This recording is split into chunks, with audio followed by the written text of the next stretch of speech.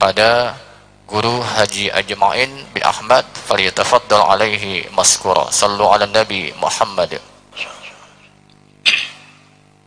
Bismillahirrahmanirrahim. Assalamualaikum warahmatullahi wabarakatuh. Alhamdulillah. Alhamdulillahil qadim wujuduh, al-amimu fadluhu wajuduh, khaliqil aflaki wa mudabbiriha, wa badil asyai wa musawwiriha. Ahmaduhu hamda man waffaqahu fa'arafah, wa ashkuruhu ala tamamin ni'mah wal minnah. Ashhadu an la ilaha illallah wahdahu la syarika lah, ilahun jalla wa ala anil mathili fi dhati wa sifah. Wa ashhadu anna habibana wa qudwatana wa qurrata a'yunina sayyidana wa nabiyana Muhammadan abduhu wa rasuluh, nabiyyun arsalahullah birrahmah wa ra'fah, wa ala alihi wa ashabihi ulit taqwa wal ma'rifah. Amma ba'dah. Kepada para alim, para ulama, para habaib, para syaraif, para tuan guru, para asatid wasatidah yang kami hormati dan kami muliakan, kepada para bapak, para ibu, adik-adik, hadirin wal hadirat, wal mustami'in wal mustami'at, jamaah Masjid Baitul Muttaqin, Masjid Islamic Center Samarinda, dimanapun Anda berada, mudah-mudahan Allah Subhanahu wa Ta'ala senantiasa memberikan kasih sayang khusus kepada kita semua, memberikan perhatian khusus kepada kita semua, memberikan perlindungan khusus kepada kita semua, sehingga kondisi kita senantiasa sehat jasmani, sehat rohani, dan sehat ekonomi. Amin, amin ya rabbal alamin. Puji syukur marilah senantiasa kita panjatkan dari lubuk hati kita yang paling dalam kehadirat Allah Subhanahu wa Ta'ala atas limpahan rahmat, taufik, hidayah, dan inayahnya yang diberikan kepada kita semua, yang akhirnya pada kesempatan malam hari ini kita bisa berkumpul bersama, bermuajahah, saling bertatap muka dalam rangka mengkaji ilmu agama demi pendekatan diri kita kepada Allah Subhanahu wa Ta'ala, dan kita berkumpul dalam kondisi sihah, afiah, tanpa kekurangan sesuatu apapun.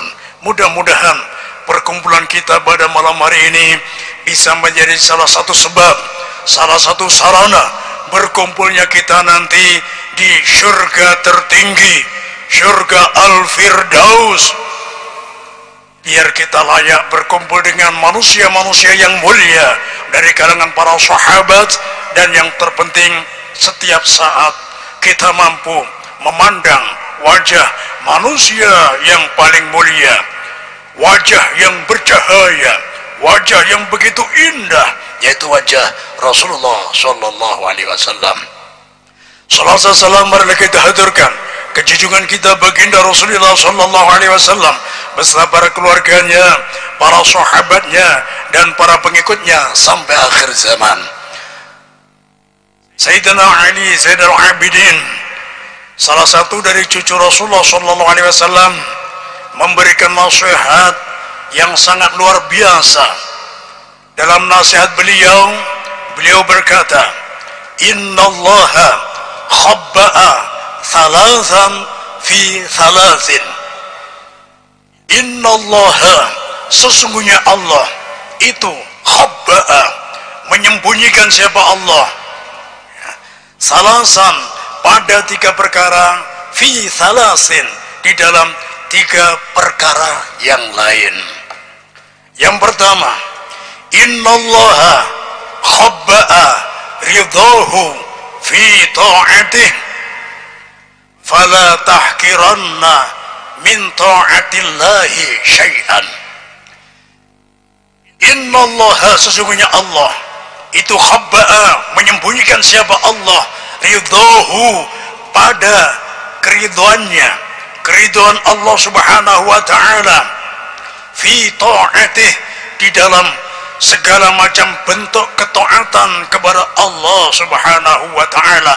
Fala tahkiranna, maka jangan sekali-kali meremehkan, menganggap enteng, menganggap ringan, menganggap remeh, min ta'atillahi, dari ketaatan kepada Allah, syai'an, sedikit pun. Di sini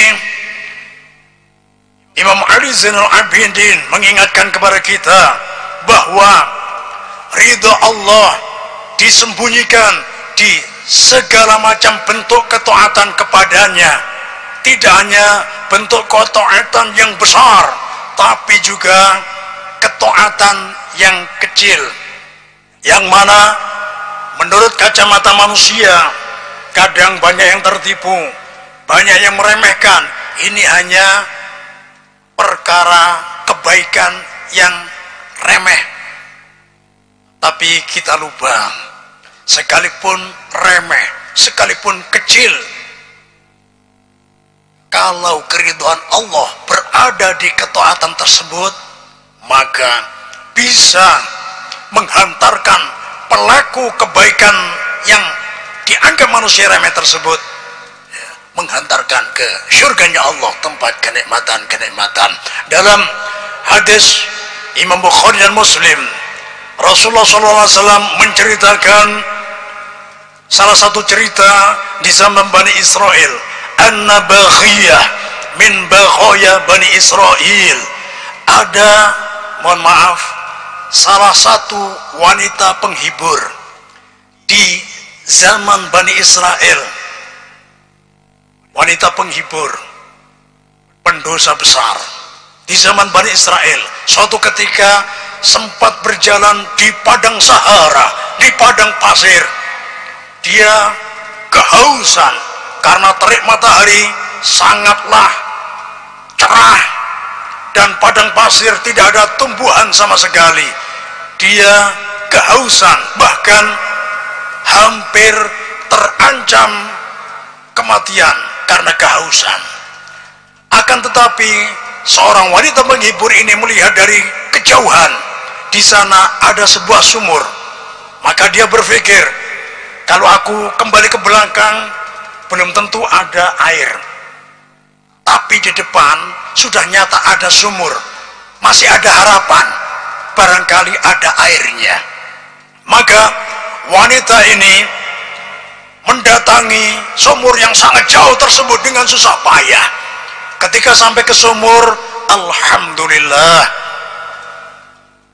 melihat ke dalam sumur, ternyata ada airnya. Akan tetapi wanita penghibur ini sempat mengalami kondisi andilau, antara dilema dan galau. Nah, ini istilah kekanakan anum, ya, kekanakan halus. Kenapa andilau? Kenapa sempat dilema dan galau? Memang air ada di sumur, akan tetapi tidak ada ember, timba atau wadah yang dipakai mengambil air ke dalam sumur tersebut. Nah, kebetulan wanita ini memakai khuf, sepatu yang terbuat dari kulit. Kalau dalam bab tayamum ini diterangkan secara detail ciri-ciri khuf. Walhasil bentuknya seperti sepatu boot, tapi terbuat dari kulit semua, ya. Dan ini apabila diisi air tidak bocor. Maka disinilah sang wanita ini berusaha turun ke sumur. Kebetulan ada semacam tangga yang dibikin dari sekeliling sumur itu sendiri. Walhasil ada tangga untuk ke bawah. Ketika sampai ke bawah, maka khufnya, sepatu kulitnya dilepas, dipakai ngambil air dan tidak netes, langsung diminum. Alhamdulillah, sudah terselamatkan dari ancaman mati kehausan. Dia bersyukur, alhamdulillah, minum sepuasnya. Mohon maaf, karena ini kehausan, tidak sempat pilih-pilih.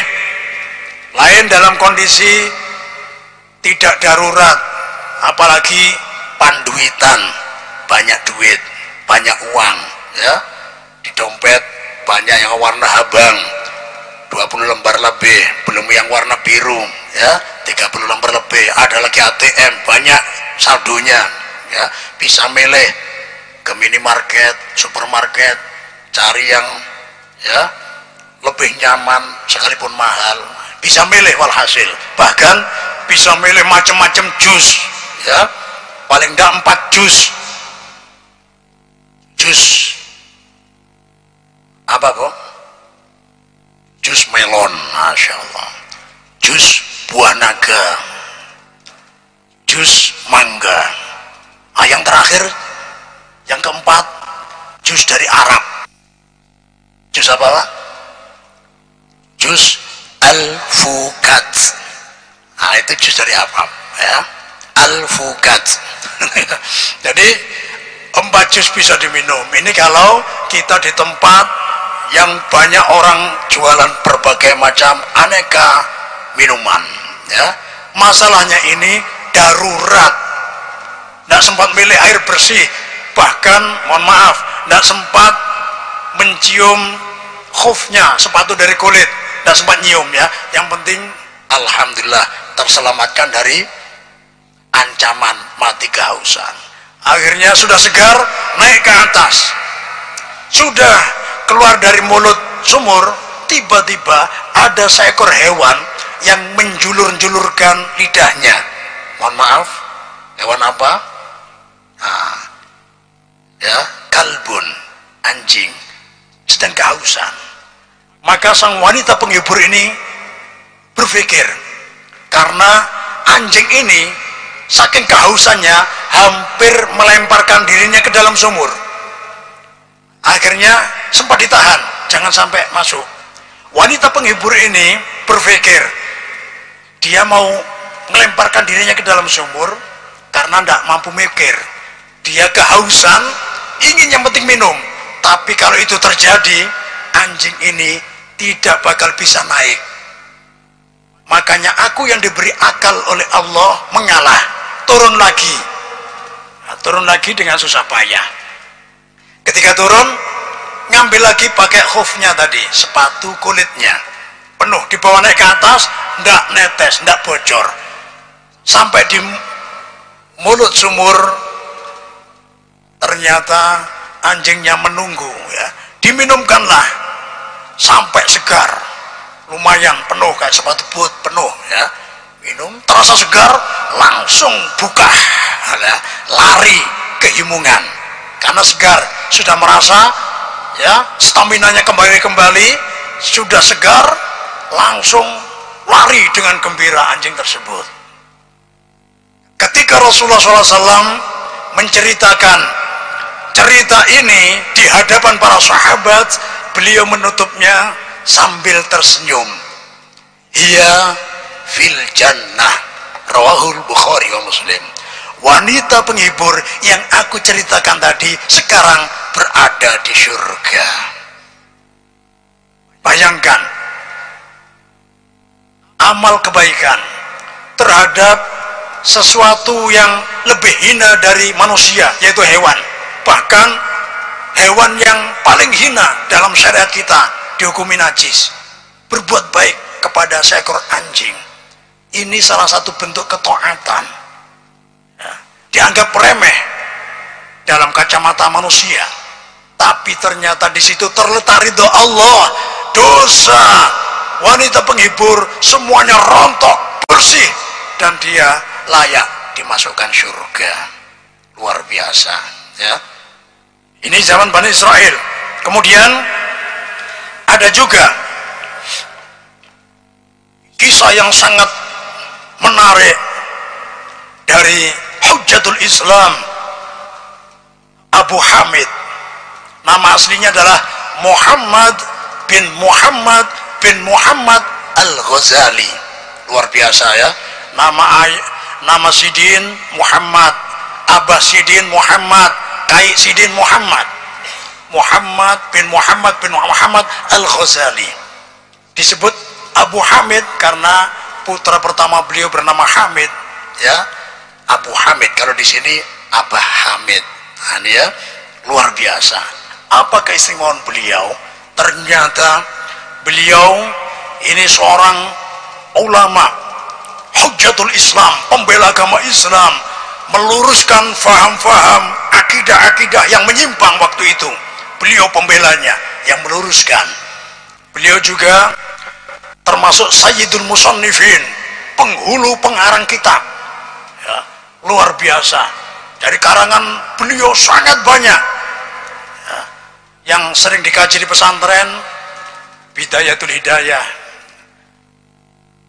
Al-Munqidh Minadh Dhalam, dan yang sangat terkenal adalah kitab Ihya Ulumuddin. Itu beliau, Imam Ghazali, Imam Muhammad bin Muhammad Al-Ghazali, disebut Abu Hamid. Ketika beliau wafat, maka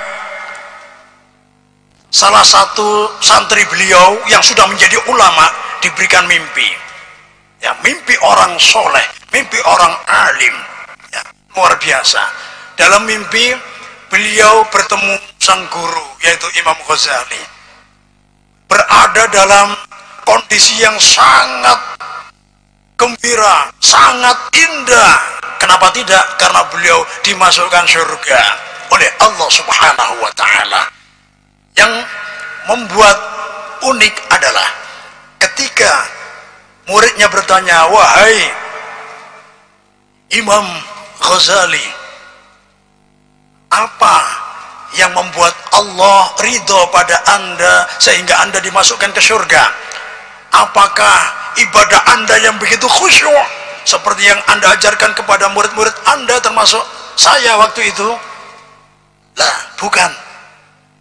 Apakah karangan kitab Anda yang sangat banyak dan manfaatnya luar biasa, hampir semua pesantren mengkaji kitab Anda, apakah itu yang buat Allah ridho? Lah, bukan. Apakah karena tazkiyatun nufus? Beliau ini kitab-kitabnya banyak yang tazkiyah, membersihkan hati. Apakah karena itu hati Anda bersih dari berbagai macam penyakit hati dan Anda tuangkan dalam kitab, dimanfaatkan oleh para ulama, akhirnya ulama menjadi ulama khair, ulama yang baik, atau ulama akhirat? Luar biasa. Apakah itu? Nah, bukan. Bingung. Semua amal solehnya banyak disebutkan. Lantas apa, wahai Imam? Apa sebab Allah memasukkan Anda ke surganya Allah sehingga kondisi Anda luar biasa bahagianya, luar biasa mulia? Ternyata sang guru bercerita, karanganku sangat banyak. Suatu ketika aku, ya, dihadapkan Allah juga di tanah demikian.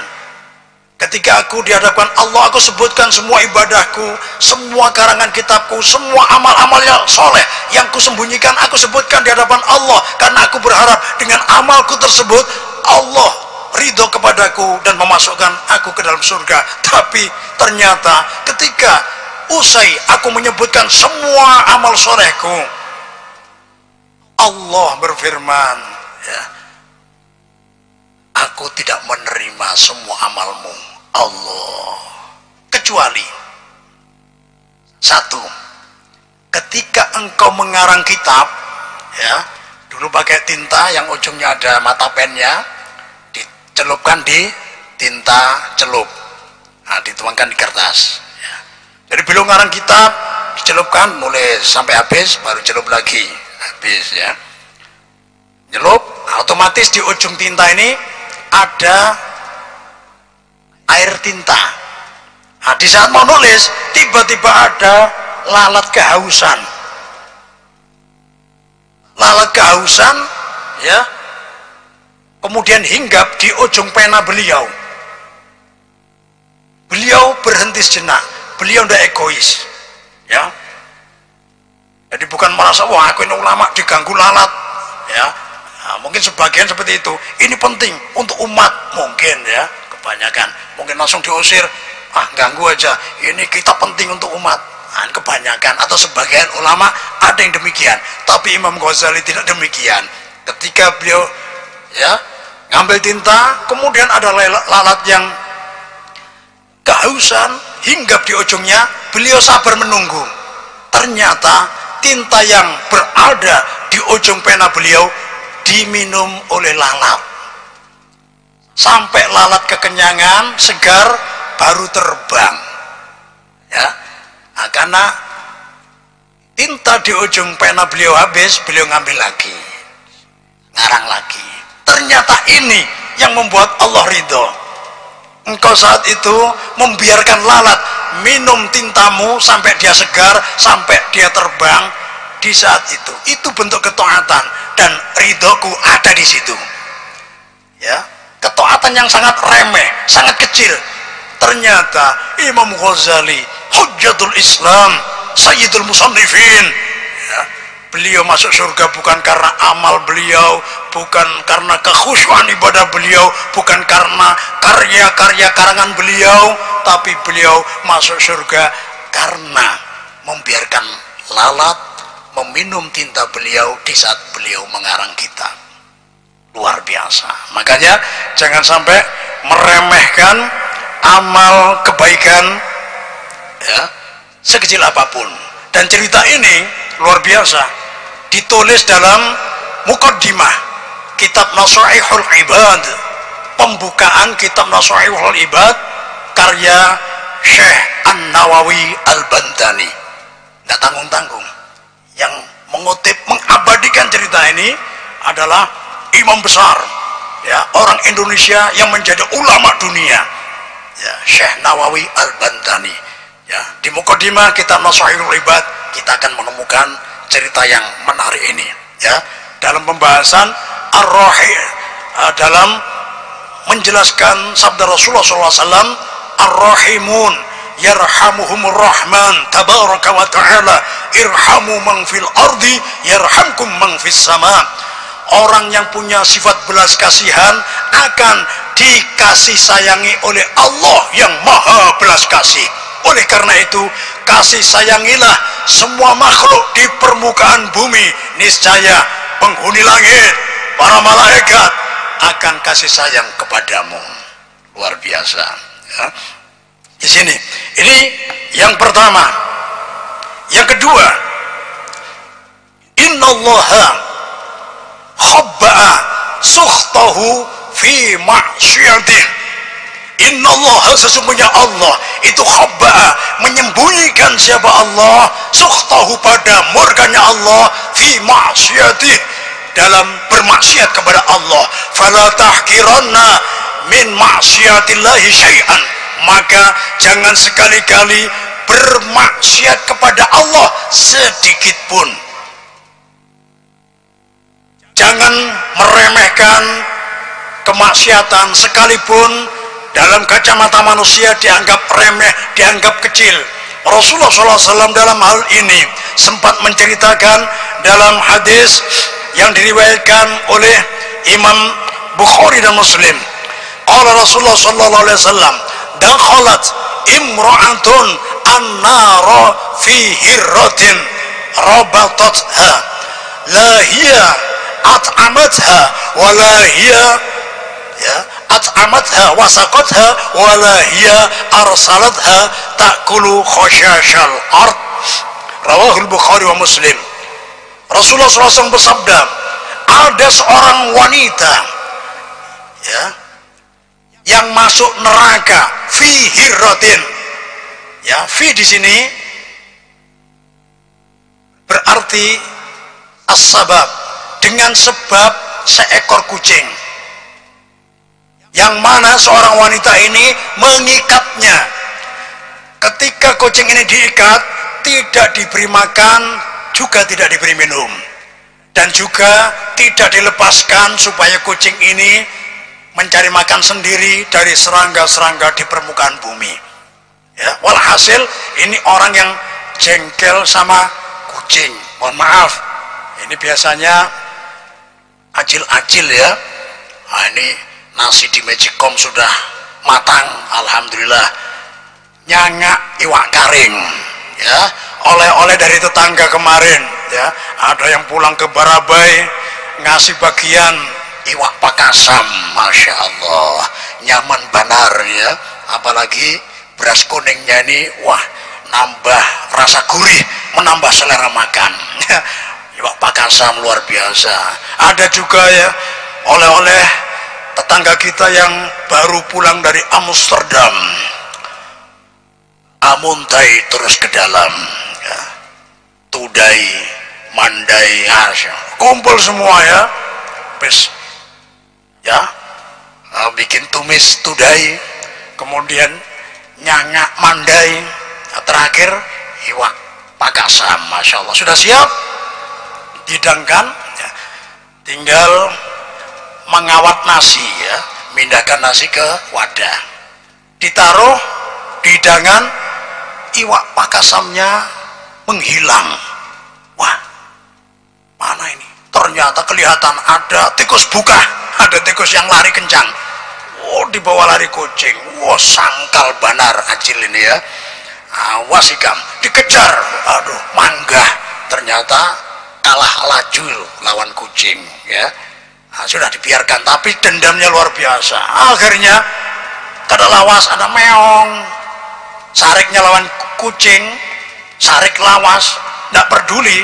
Sekalipun kucing yang baru datang ini bukan pelakunya, ditangkap ya, jadi sasaran emosi, ditangkap, diikat ya, kada diberi makan, kada diberi minum sampai mati.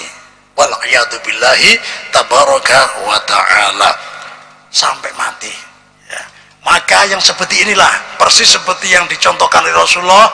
Sekalipun, mohon maaf, seorang wanita tadi banyak melakukan ibadah, tapi di akhirat dituntut, kucingnya nuntut, ya Allah, aku dulu diikat, tidak diberi makan, tidak diberi minum sampai mati. Siapa? Acil itu ya. Oh, sudah panggil, mampir dulu ke neraka sesuai kadar dosanya. Makanya jangan meremehkan ya, dosa sekecil apapun, kalau di situ terletak murkanya Allah, akan mampu menyeret pelakunya ke neraka, tempat berbagai macam penyiksaan yang sadis. Dan yang ketiga, yang terakhir, pesan dari Sayyid Ali Zainul Abidin adalah wa inna allaha qabba'a awliya'ahu fi ibadih. Sesungguhnya Allah subhanahu wa ta'ala menyembunyikan para kekasihnya di semua hambanya. Fala tahkiranna min ibadillahi ahadan. Maka jangan sekali-kali meremehkan, merendahkan, membuli, memarginalkan, memojokkan, mengucilkan siapapun dari hamba Allah. Siapa tahu orang yang kita remehkan, kita kucilkan, kita bully, setiap hari kita hina, kita zalimi, kita sakiti, ternyata kekasih Allah. Hati-hati dalam hadis kudusi. Hadis kudusi tengah-tengah antar Al-Quran sama hadis Nabawi. Kalau Al-Quran lafaz dan maknanya dari Allah subhanahu wa ta'ala, hadis Nabawi lafaz dan maknanya dari Rasulullah sallallahu alaihi wasallam. Kalau hadis kudusi maknanya dari Allah, lafaznya dari lisan Rasulullah sallallahu alaihi wasallam yang mulia. Makanya dalam hadis kudusi, qala Rasulullah sallallahu alaihi wasallam yaqulu tabaraka wa ta'ala. Rasulullah SAW bersabda, yaqulu tabaraka wa ta'ala, Allah Maha Berkah berfirman ya, man adani waliyan faqad adantuhu bil harbi.